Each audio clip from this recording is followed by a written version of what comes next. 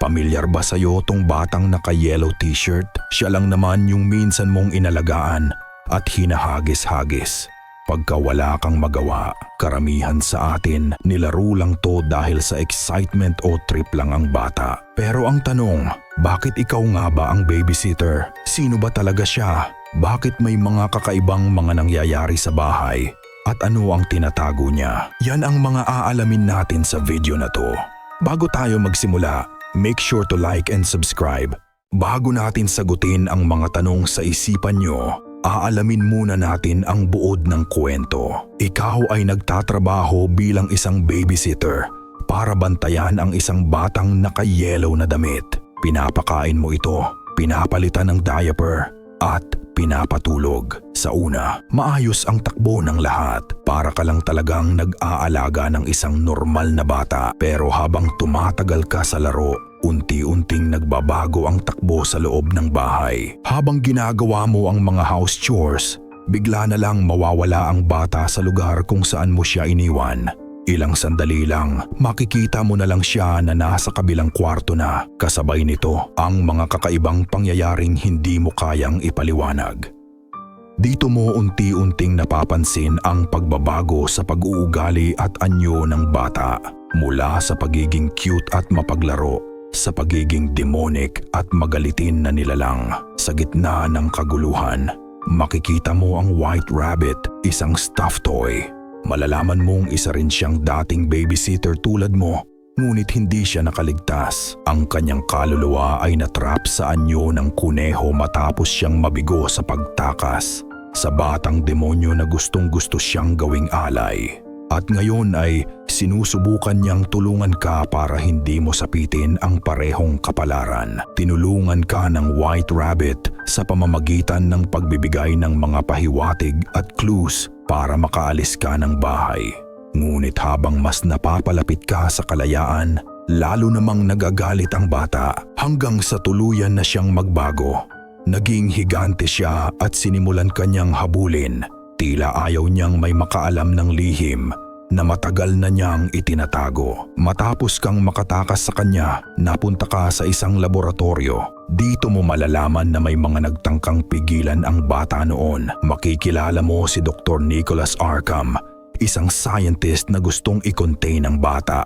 Si Newt, isang robot na matulungin. At ang Black Cat, na traitor at sisira sa mga plano nyo. Naging kaibigan mo si Newt at magkasama kayong bumuo ng plano upang muling i-contain ang bata. Ngunit dahil sa pagtataksil ng Black Cat, nauwi sa kabiguan ang lahat. Sa huli, ang kapalit ng hindi pagtatagumpay na iyon ay ang kamatayan ni Newt. Matapos ang insidenteng iyon, napunta ka sa isang child care center kung saan muli mong kailangang alagaan ang bata. Ngunit kakaiba ang lugar na ito. Pinapatakbo ito ng mga robot at puno ng high-tech na sistema. Kung noon ay tila pinaglalaruan mo lamang ang bata, ngayon ay baligtad na ang sitwasyon. Ikaw na ang ginagawa niyang laruan.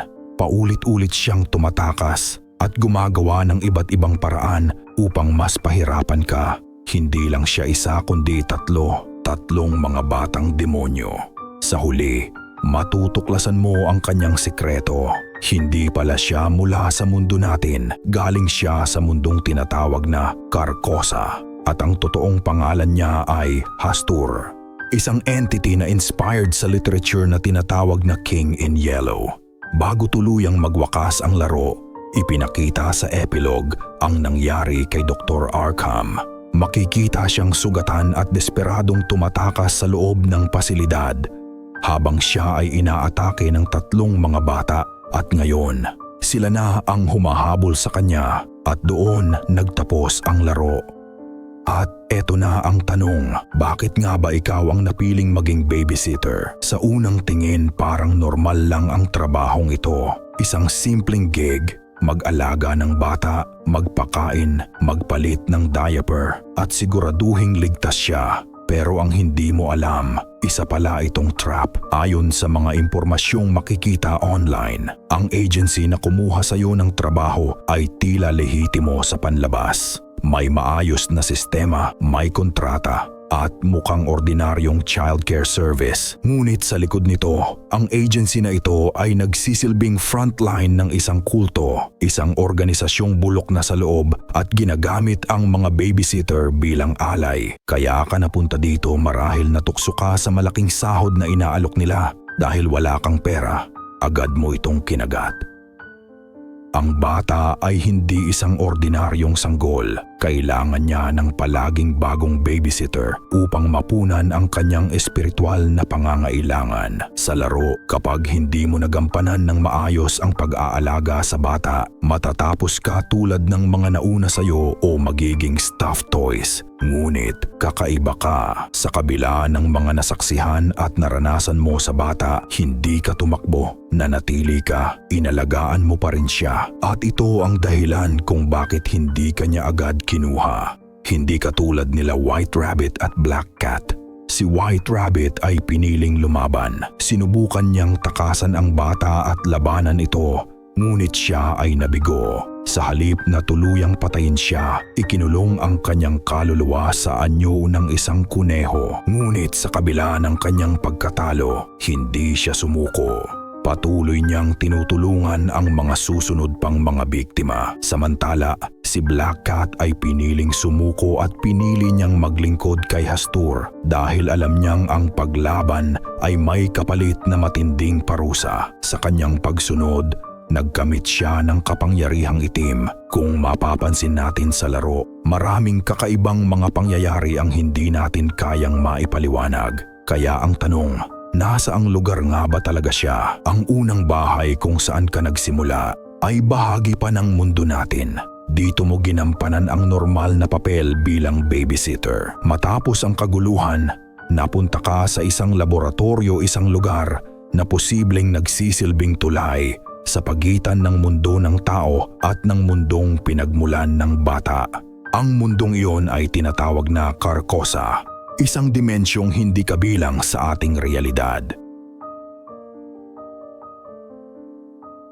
Matapos i-reveal ni Casilda, ang ina ng bata, ang tunay nilang mga plano dito, pansamantalang nagtapos ang kwento ng laro. Dahil ang tanong ngayon, ano ang posibleng mangyari sa susunod na chapter? Isa sa mga pinakamatibay na teorya ay ang posibleng pagbabalik ni Newt. Sa tulong ni Dr. Arkham, maaaring ma-rebuild siya at sa pagkakataong ito ay tuluyan ng makontain ang bata. May posibilidad din na sa wakas ay ma-explore na natin ang City of Carcosa, isang alien city na matagal nang binabanggit ngunit hindi pa lubusang ipinapakita. Isang lugar na hindi sakop ng lohika ng tao at posibleng mas mapanganib kaysa sa anumang nakita natin sa mga previous chapters. At kung ang batang inaalagaan natin ay itinuturing na prinsipe ng Carcosa, nangangahulugan ito meron pang hari. Sa tingin ninyo, ano kaya ang mga posibleng mangyari?